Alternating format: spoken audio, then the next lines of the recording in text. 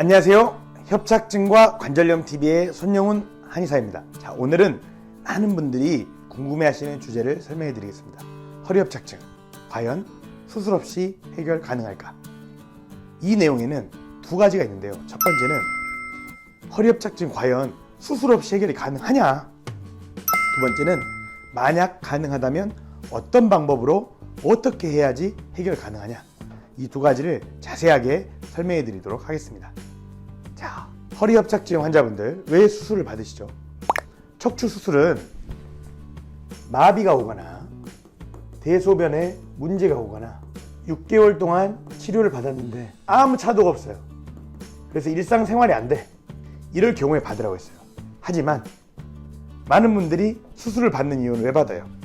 아프니까, 통증 때문에 받습니다. 그런데 영국에서 연구를 해봤습니다. 똑같이 통증이 있었어요. 근데 누구는 수술을 했어요. 누구는 수술 안 하고 물리치료만 받았어요. 처음에는 수술을 하는 환자들이 통증이 줄고 생활의 질이 훨씬 좋아집니다. 그런데 15년이 지나면 증상에 큰 차이가 없었습니다. 이런 연구는 매우 많습니다. 수술을 하지 않아도 통증이 줄어들고 일상생활에 지장이 없었다. 이런 연구들 매우 많아요. 그래서 결론을 말씀드리자면 우리는 마비나 대소변 문제 6개월 동안 치료를 했는데 일상생활에 안 될 경우, 이럴 경우에 수술을 하라고 돼 있는데 통증을 참지 못하고 너무 섣부르게 수술하는 경향이 있다. 그런데 많은 연구에 따르면 수술을 받지 않아도 허리협착증을, 통증을 제어하고 일상생활을 하는데 문제없이 생활할 수 있다. 이런 연구들이 많이 있습니다. 그런데 허리협착증은 장기적으로 바라봐야 돼요. 아까 연구 몇 년 했죠? 15년 했죠. 요새는 허리협착증이 발생하고 20년에서 30년 동안 더 살게 되시는 것 같아요. 수명이 늘어서 20년, 30년 동안 내가 만약에 허리협착증 때문에 수술을 받았다면 내 척추는 어떻게 변해갈 것인가, 이걸 한번 생각을 해봐야 됩니다. 척추의 매우 중요한 관점 중에 동적 역학 평행이라는 게 있어요. 이 말은 무엇이냐면 척추는 겹겹이 쌓여 있잖아요. 이 겹겹이 쌓여 있는 척추가 서로 역할을 분담해 가면서 하면서 척추의 움직임을 만들어내고 우리가 걸을 수 있게, 생활을 할 수 있게 만들어준다는 거죠. 그런데 허리협착증 수술은 무엇을 건드리죠? 후궁절제술이나 척추 요합술이나 이름은 다르지만 결국은 뼈를 건드리는 수술입니다. 뼈를 인지적으로 건드리면 어떤 게 안 좋아지냐? 바로 척추에서 매우 중요한 동적 역학 평형이 무너지게 됩니다. 척추가 서로 협조적으로 잘 움직여주고 또는 1.5를 움직여야 되는데 뼈가 나사에 박혀 있어서 안 움직이는 거예요. 그럼 어떻게 돼요? 원래 이를 움직이던 애들이 더 힘을 받고 척추의 퇴행이, 척추의 노화가, 척추의 협착이 더 빨리 일어나게 돼요. 그래서 허리협착증을 진단을 받고 20-30년 동안 척추를 더 써야 되는데 뼈를 너무 이른 시기에 건드려 버리면 동적 역학평이 무너져서 허리협착증이 오히려 장기적으로 보면 더 심해질 수 있다. 다른 허리뼈에도 협착이 더 빨리 나타날 수 있다. 이게 제 생각이기도 하고 많은 사람들의 생각이기도 합니다. 자, 그래서 어쨌든 간에 수술은 늦춰야 되고 가급적 피하는 것이 좋다고 생각합니다. 물론 꼭 받아야 되는 경우라면 당연히 어쩔 수 없고 받아야 할 것입니다. 수술이 필요한 경우는 분명히 있습니다. 하지만 통증 때문에 너무 이르게, 너무 섣부르게 수술을 선택해서는 안 되죠. 자, 그렇다면 이 지긋지긋하고 힘든 허리협착증의 통증을 어떻게 수술 없이 해결할 거냐?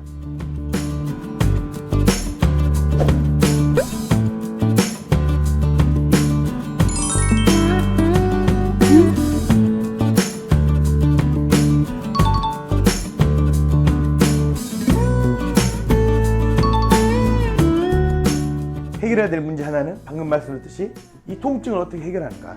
중국에서 연구를 해봤어요. 스테로이드 주사. 스테로이드 주사는 뭐죠? 스테로이드 주사는 가장 강력한 진통 효과를 지녀요. 통증에 일반적으로 쓰는 것 중에 스테로이드 주사는 아주 강력한 진통 효과가 있어요. 그래서 척추 시술에도 자주 사용되죠. 근데 중국에서 연구를 해보니까 이 스테로이드 주사 치료하고 침도 치료라고 하는 새로운 침 치료 방법하고 둘이 연구를 해보니까 이 침도 치료가 효과가 더 좋았다, 이런 연구가 있습니다. 물론 연구라고 하는 게 연구를 설계한 사람의 주관적 의견이 반영될 수 있기 때문에 이게 무조건 효과가 더 좋다고 할 수 없지만, 강력한 진통 효과를 내는 스테로이드와 비교를 할 만큼 이 침 치료는 협착증에 효과가 있더라. 이 침도 치료가 우리나라에서는 도침 치료라고 하는 이름으로 시술되고 있습니다. 그렇다면 스테로이드 주사를 맞아보신 분들은 알아요. 처음에는 어때요? 효과가 꽤 오래 가요. 그런데 두 번째 맞으면 효과가 줄어들어. 세 번째 맞으면 예전에 6개월 가던 게 3일, 4일밖에 안 가는 경우도 있어요. 점점 효과가 나는 시기가 줄어드는 거예요. 그럼 마지막에 뭘 고민하냐? 수술을 고민하겠죠, 사람은. 그런데 그럴 때 스테로이드와 비교할 만큼, 중국에서 비교로 연구를 할 만큼 하는 새로운 침이 있더라. 이게 도침이더라. 그래서 그럴 때는 도침 치료를 받으면서 극심한 통증을 한번 이겨내 보시기를 권유드립니다. 만약에 도침 치료를 받아서 극심한 통증을 줄어들어서 수술을 안 할 수 있다면 얼마나 좋겠어요. 스테로이드 치료도 해보되 스테로이드 치료로 더 이상 효과가 없을 때, 또는 나는 스테로이드 치료보다는 도침 치료 먼저 해보겠다, 이런 분들 꼭 해보십시오. 자, 두 번째 해결해야 될 문제. 허리 협착증이 한번 발생하고 나서 몇 년 동안 허리 써야 한다 그랬어요? 20에서 30년 동안. 그러면 협착증이 발병한 이 시점에 안 아픈 것도 중요하지만 20에서 30년 동안 허리가 안 아프고 또는 척추가 더 이상 협착이 많이 진행되지 않고 편안하게 척추를 평생 쓸 수 있어야겠죠. 장기적인 관점에서 치료가 필요한 허리 협착증 어떻게 관리할 거냐? 역시 중국에서 연구가 있어요. 무슨 연구? 허리 견인 치료. 허리 견인 치료는 뭐예요? 척추를 당기는 거예요. 협착은 좁아져 있기 때문에 당기면 도움이 된다는 연구가 많습니다. 그리고 아까 말씀드렸던 허리 협착증의 새로운 치료 방법인 침도 치료, 새로운 침, 한국에서는 도침이라고 한다 그랬죠. 이 둘 사이 비교해 보니까 역시 침도 치료 효과가 허리 견인 치료보다 크더라. 말씀드린 대로 이런 연구들은 침도 치료를 하는 의사들의 입장이 반영된 연구일 수 있어요. 그런데 어쨌든 허리 협착증을 관리하는 데 꽤 도움이 되는 허리 견인 치료랑 비교를 했다는 것 자체가 이 치료가 협착증에 도움이 된다. 그래서 내가 허리 협착증을 치료를 통해서 통증을 극복했어요. 그리고 이후에도 꾸준히 관리를 해야 돼. 그럴 때 견인 치료라든가 이런 걸 이용할 수 있죠. 근데 견인 치료에 더해서 도침 치료도 함께 이용해 갔으면 좋겠다는 생각이 들어요. 왜 그러냐면 뼈하고 뼈에는 뭐가 있어요? 인대하고 근육으로 다 연결이 돼 있어요. 근데 나이가 들면서 뭐가 안 돼요? 뭐가 안 돼요? 나이가 들면 혈액순환이 안 됩니다. 혈액순환이.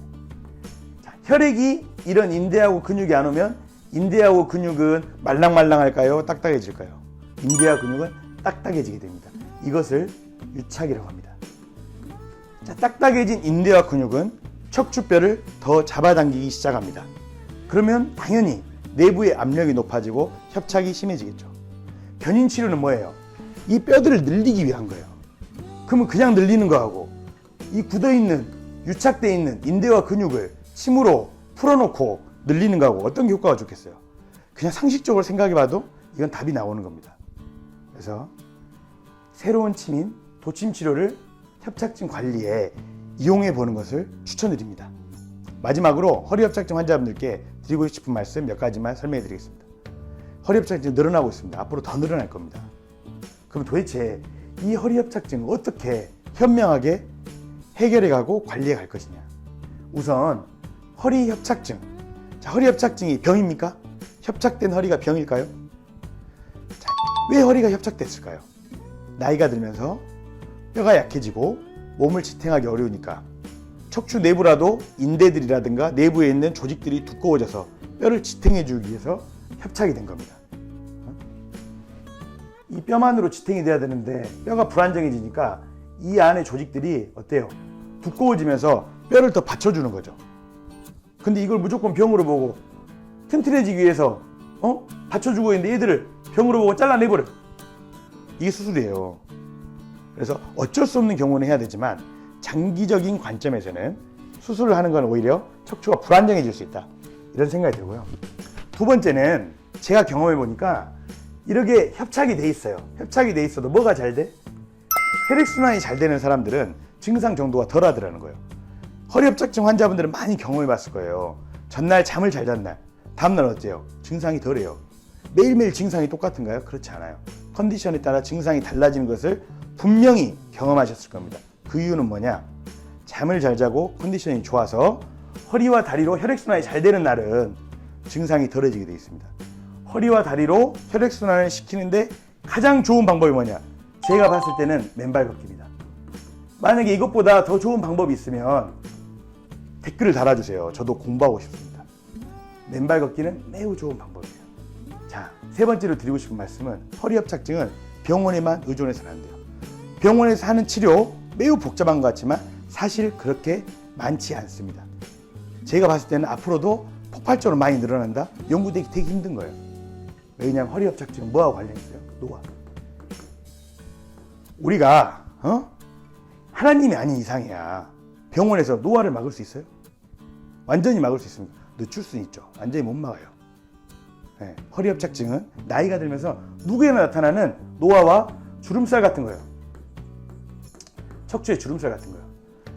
주름살 피기 위해서 병원만 가십니까? 집에서 관리도 하시죠? 협착증 똑같습니다. 집에서 관리하셔야 돼요. 집에서 어떻게 관리해야 되냐? 근육을 키워야 돼. 근육이 빠지면 안 돼. 근육을 키우기 위한 운동도 하셔야 되고 혈액순환을 시키기 위한 운동도 하셔야 돼. 그래서 허리협착증은 근육을 튼튼하게 하기 위한 거, 혈액순환을 시키기 위한 거, 이 두 가지 관점에서 바라봐야 돼요. 제가 한의학 교육을 위해서 우즈베키스탄에 자주 가요. 근데 우즈베키스탄 가면 참 신기한 게 있더라고요. 우즈베키스탄 사람들은 MRI를 다 가져오거든요. 근데 우리나라보다 협착이 심한 사람이 별로 없어요. 우즈베키스탄 협착증은 되게 약해요. 이유가 뭘까? 근데 북방계 사람들, 몽골이나 우즈베키스탄 이쪽 북쪽에 사는 사람들이 뼈대 자체가 커요. 그리고 그 사람들이 고기 섭취가 많잖아요. 단백질 섭취가 많다 보니까 근육량이 많아요. 뼈가 튼튼하고 근육량이 많으면 협착도 이렇게 덜 오게 되는구나. 그래서 아직 협착이 오시지 않은 분들이라면 뼈를 튼튼하게 하고 근육을 키우는 관리를 잘 하시면 협착이 덜 오게 됩니다. 분명히. 그리고 이미 협착이 오신 분들이라면 병원에만 의존해서 협착증의 통증만 없앨 게 아니라 근본적으로 근육량을 늘리고 혈액순환을 잘 되기 위한 노력을 어디서 하셔라? 집에서 꼭 하시길 바라겠습니다. 자, 마지막 허리협착증 환자분들께 드리고 싶은 말씀까지 드렸고요. 오늘 강의는 이만 마치도록 하겠습니다. 허리협착증 수술 없이 건강하게 잘 극복해 가도록 하십시오. 감사합니다.